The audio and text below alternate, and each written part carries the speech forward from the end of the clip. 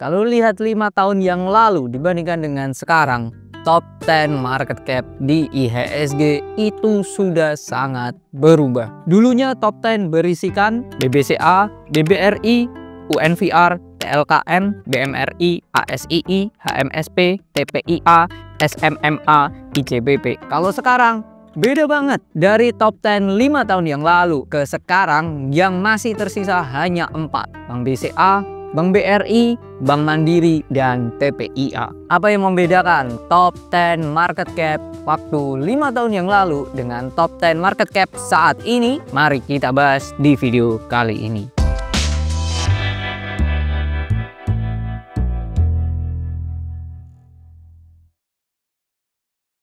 Kalau kita flashback 5 tahun yang lalu, top 10 market cap di IHSG bisa dikatakan dikuasai oleh sektor finance. Dari 10 yang masuk top 10, 4 diantaranya itu sektor finance. Ada SMMA, Sinar Mas Multi Arta Tbk, BMRI, Bank Mandiri, BBRI, lalu ada sang penguasa BBCA, Bank Sentral Asia. Lalu 3 diantaranya merupakan sektor consumer good. Ada UNVR atau Unilever, lalu ada HM Sampurna, lalu ada ICBP, Indofood, CBP Sukses Makmur. Dan diikuti masing-masing satu sektor. Satu perusahaan holding yaitu Astra International, satu sektor barang baku yaitu TPIA, dan satu saham sektor telekomunikasi TLKM. Beda banget dengan kondisi sekarang. Dari listnya tadi aja yang 10 5 tahun yang lalu hanya tersisa 4. Dan saat ini mayoritas top 10 dikuasai oleh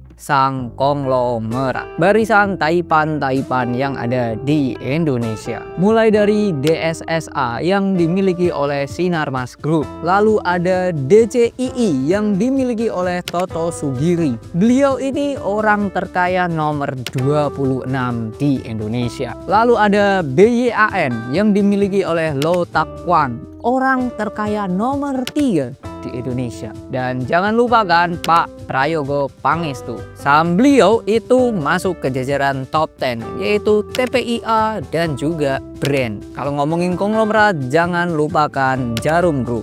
Yap, mereka mempunyai BBCA yang tetap masuk ke dalam top 10 market cap di Indonesia. Dari 10, 6 perusahaan itu milik konglomerat. BUMN hanya 3 yaitu Bank Mandiri, Bank BRI, dan TLKM. Sisanya adalah AMMN, aman. Dan sebagai catatan lagi ya, selain Brand dan juga TPIA yang masuk jajaran top 10 market cap di IHSG, ada 3 perusahaan yang dimiliki oleh Pak PP ini masuk ke jajaran top 15 market cap, yaitu BRPT, lalu ada Cuan, dan anak baru CDIA. Dulunya 5 tahun yang lalu, top 10 market cap di IHSG, PE ratio yang bisa dikatakan di atas nalar itu hanya 3 perusahaan. Yang pertama ada Unilever. PE-nya 5 tahun yang lalu itu capai 39 kali. Dan bisa dikatakan secara bisnis Unilever itu sudah lemas. Yaitu tercermin dari total laba itu 100%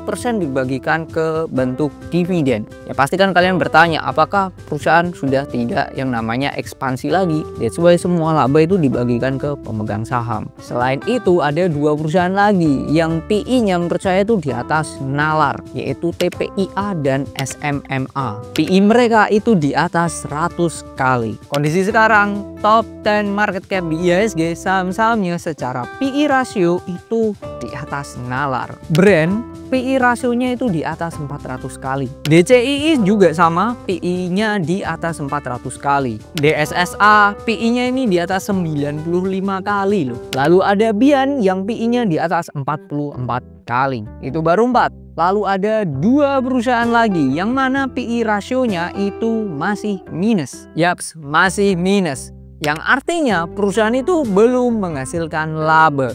alias masih merugi. Ada TPIA yang mana PI rasionya itu masih minus 480 kali. Lalu ada AMAN, AMMN, yang mana PI rasionya itu minus di 64 kali. Artinya kondisi sekarang yang jadi leader, yang jadi pemimpin berdasarkan market cap di IHSG, kalau kita lihat secara fundamental berdasarkan murah atau mahal, sudah pasti kalian tidak akan membeli 6 perusahaan tadi. Kenapa? Ya kondisinya mahal banget ya kondisinya. Jadi apakah kondisi sekarang masih relevan kalau kita membeli suatu perusahaan berdasarkan analisa fundamental? Ada hal yang perlu kalian perhatikan. Kita harus bedakan analisa fundamental dan analisa teknikal. Fundamental ini melihat bisnis perusahaan secara keseluruhan kalau menurut saya. Dan ini sangatlah cocok kalau kalian jadikan patokan untuk mencari yang namanya